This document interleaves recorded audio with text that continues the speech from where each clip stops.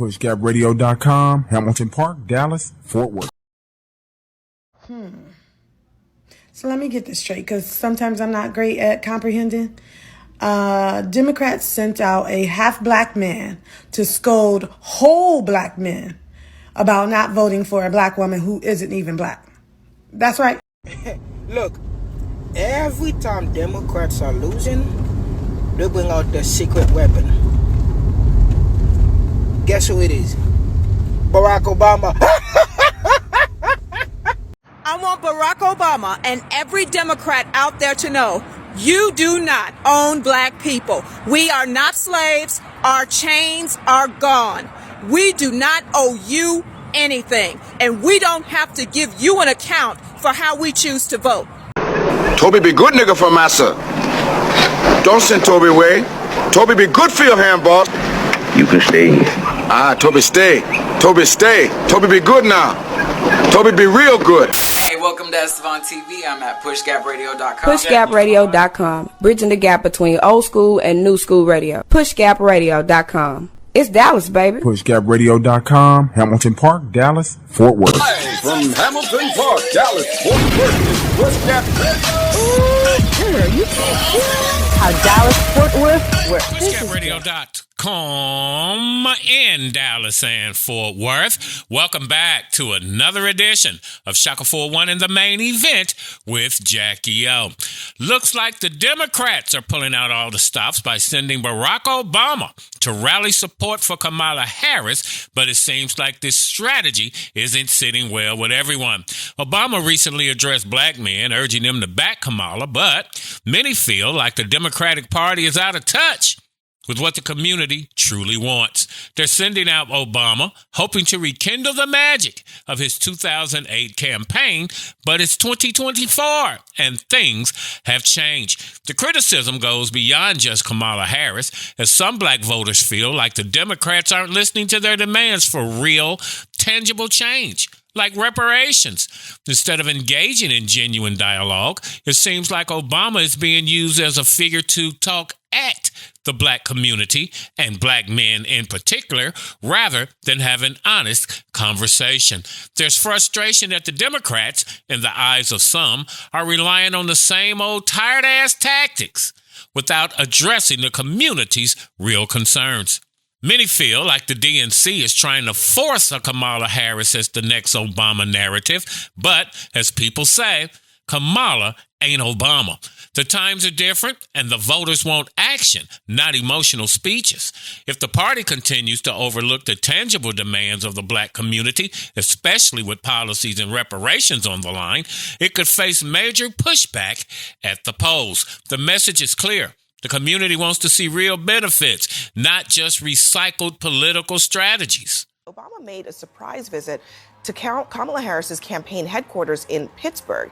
It was there that he got candid, maybe a little too candid if you are in the vice president's inner circle tonight. He warned that Harris is underperforming him with black voters, and he had a message specifically for black men. We have not yet seen the same kinds of energy and turnout in all quarters of our neighborhoods and communities as we saw when I was running. Now, I also want to say that seems to be more pronounced with the brothers. When you have a choice that is this clear, that's not acceptable. Barack Obama recently addressed black men, urging them to support Kamala Harris, but his lecture seems to have missed the mark. The energy that fueled Obama's 2008 campaign came from a unique moment in history when people were eager to see the first black president.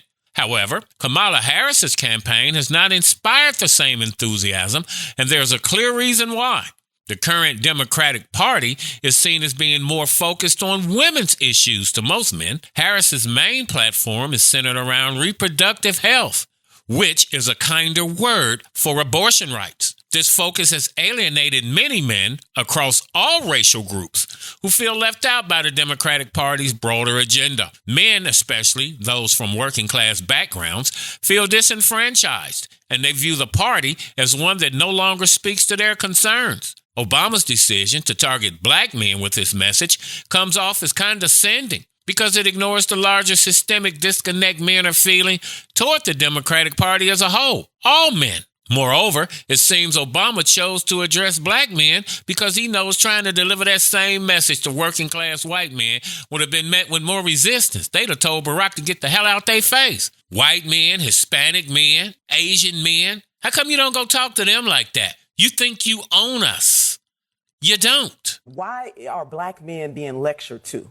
Why are black men being belittled in ways that no other voting group? Now, a lot of love for former President Obama, but for him to single out black men is wrong. And some of the black men that I have talked to have their reasons why they want to vote a different way. And even if some of us may not like that, we have to respect it. So unless President Barack Obama is going to go out and lecture every other group of men from other identity groups, my message for Democrats is don't bring it here to black men who, by and large, don't vote much differently from black women. By focusing on black men, the Democratic Party hopes to leverage Obama's influence. But this move also reveals their desperation. It's clear that they understand they're losing ground, and bringing Obama out of retirement highlights how much trouble they're truly in.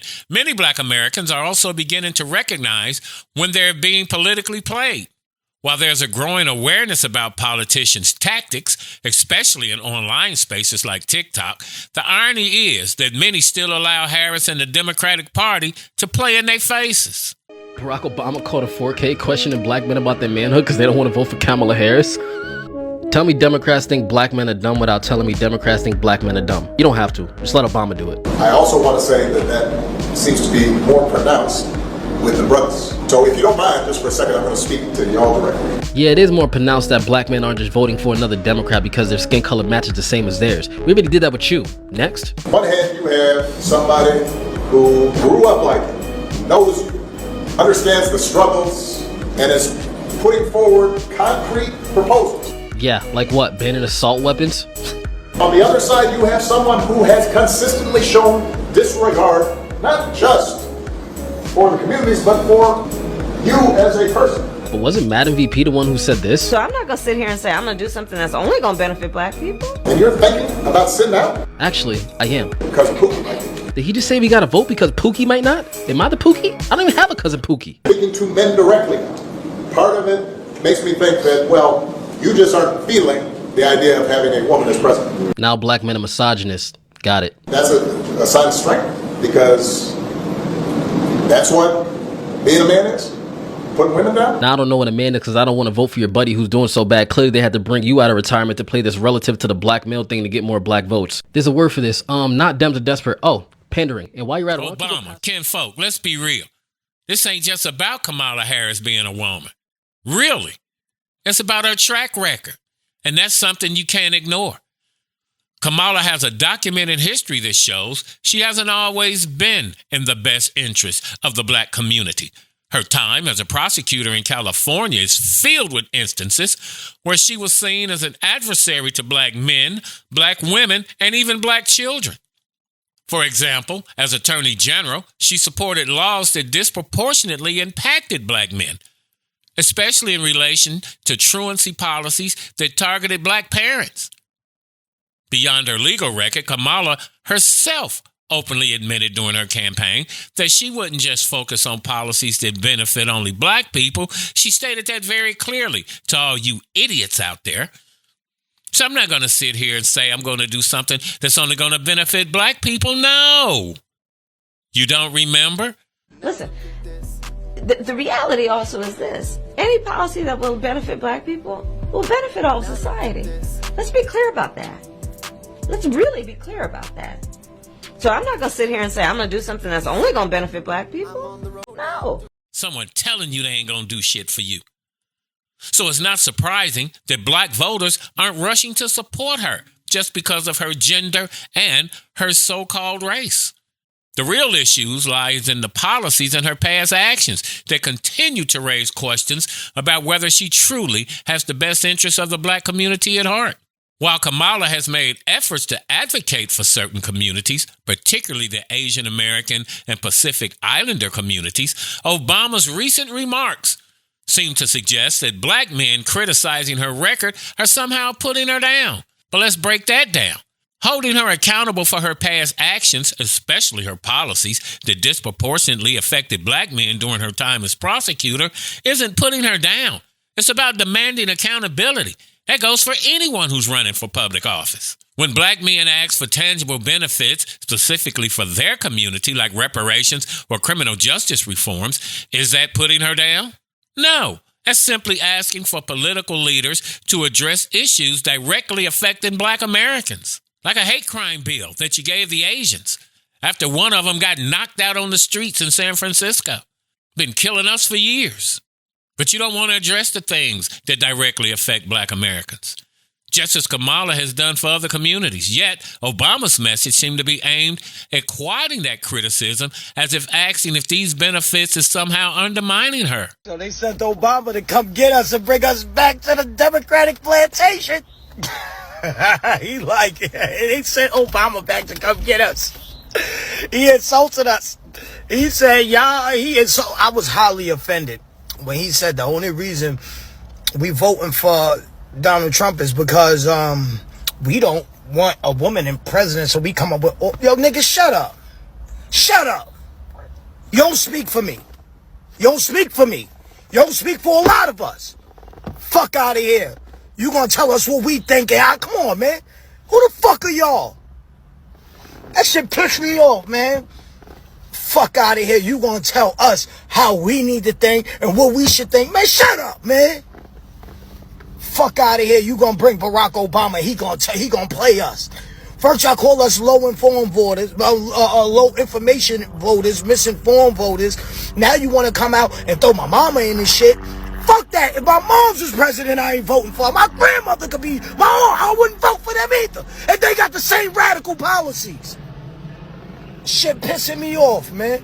Watching this video with this motherfucker, man. This dude gonna come up here and tell us how we need to think. Yo, get the fuck out of here, man. Go back to the White House. Or wherever you came from, Barry. Now you want to address us like brothers. I ain't been your brother. Where was you at 2008, Negro? Fuck out of here. Martin Luther King Jr. said in his I Had a Dream speech that you should be judged on the content of your character, not the content of your skin color. Why is it that you never reserve your sharpest criticism for certain groups of people, yet seem to soften Obama when it comes to Kamala Harris? Let's address the elephant in the room. There are media pundits today who refer to her as a black woman and tread lightly, partly out of fear of being labeled as racist or insensitive. But what's one of the most blatantly disingenuous acts? This ideal of Kamala pretending to be black?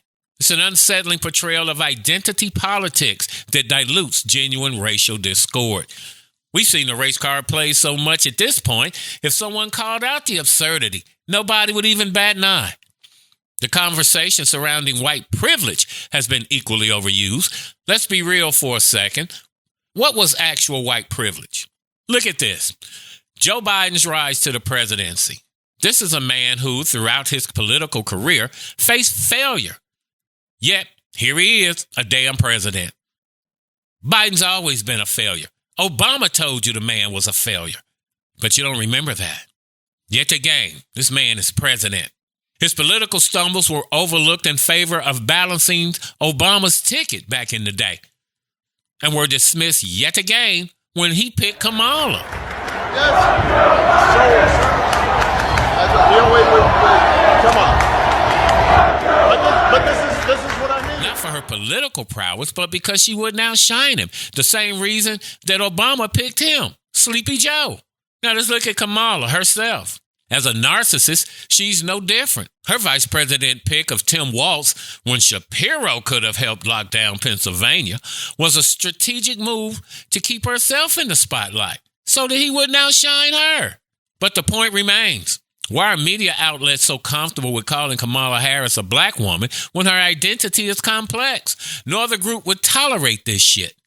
Black voices need to rise up and challenge this narrative, especially when commentators like D.L. Hughley or Ricky Smiley try to reinforce the narrative on their platforms. And it's high time we call these folk out, man. House niggas. Why is it that when every time anything happens in the black community, they go get the rappers, they go get the influencers, they go get the actors, they go get those people to be the voice for us? We're the only community that do that. When it comes to politics, you won't see the white people going to go get a rock and roll star to speak up for them on the behalf of politics. They're going to get a politician to do that. When it comes to us, man, they don't go get nobody that fits the bill. Somebody that's actually qualified to speak. They go get the influencers. What do y'all think? That we just some dumbass monkeys that just dancing around and we amused by the influencers, by the actors, by the rappers, like what they say is God? The majority of them don't know nothing about the shit they speaking about. I'm pretty sure that they're getting paid to come out and say whatever it is that y'all need them to say. It just baffles me. When it comes to something important in the black community, we go get these influencers and these actors and these rappers to come speak for us.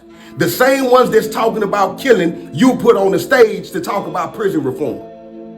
It don't make sense. It don't make sense. We're the only people that look foolish like that. The reason why is because we don't really have no good representation that they'll allow to come speak for us. If we did, they'll allow it. But they don't allow it because they can't control it. So they use the influencers and the rappers and the actors and all of that. When it comes to us, start paying attention.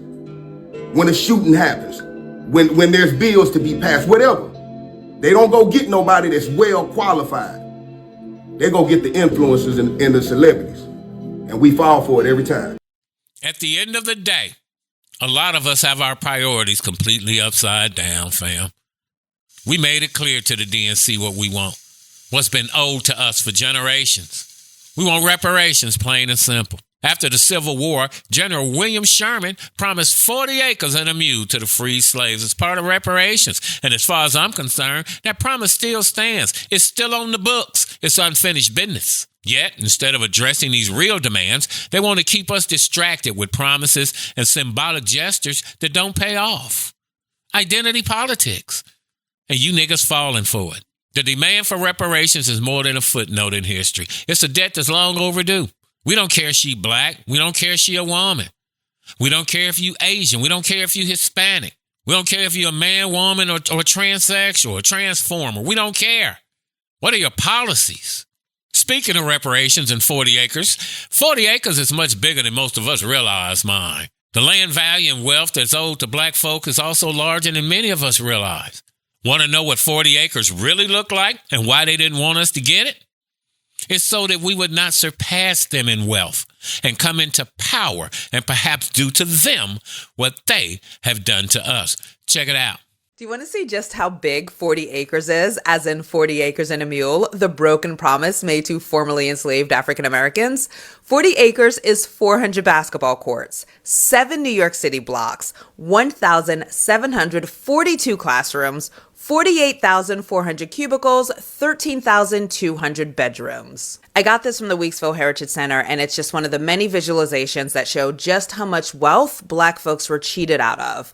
According to the National Farmers Union, the value of 40 acres and a mule for those enslaved families would be worth around $640 billion in today's money. That $640 billion of wealth could have been passed down by generation to generation and increased, of course, by interest from sitting in a bank account or land value, which of course always increases. These numbers and art highlights just how much black folks are owed. But you know, the U.S. can't afford reparations?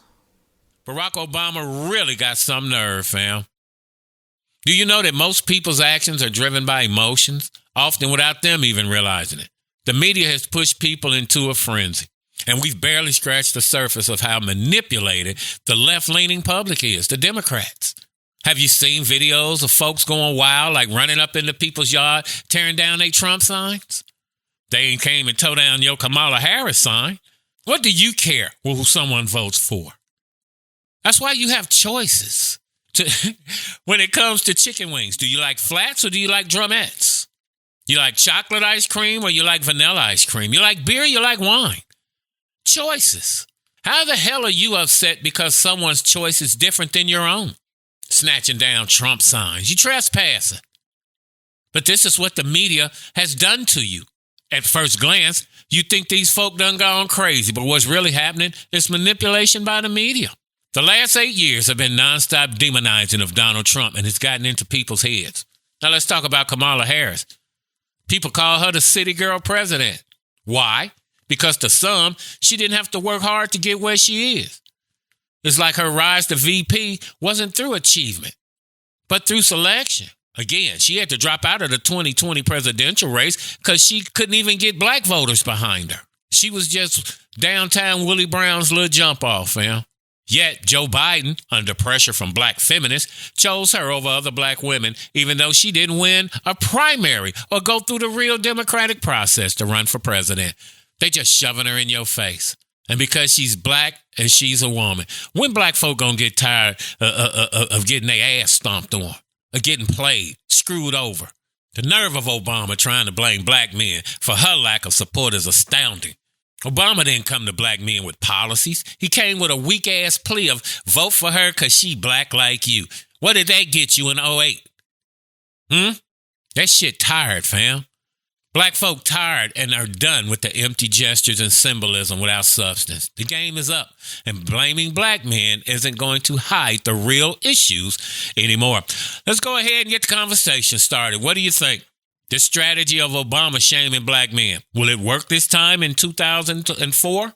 Tell us what you think below in the comments. Never average, never mediocre, online, on point, and on the freaking money. Pray until something happens. God always provides. At PushGapRadios.com, the power is in the name.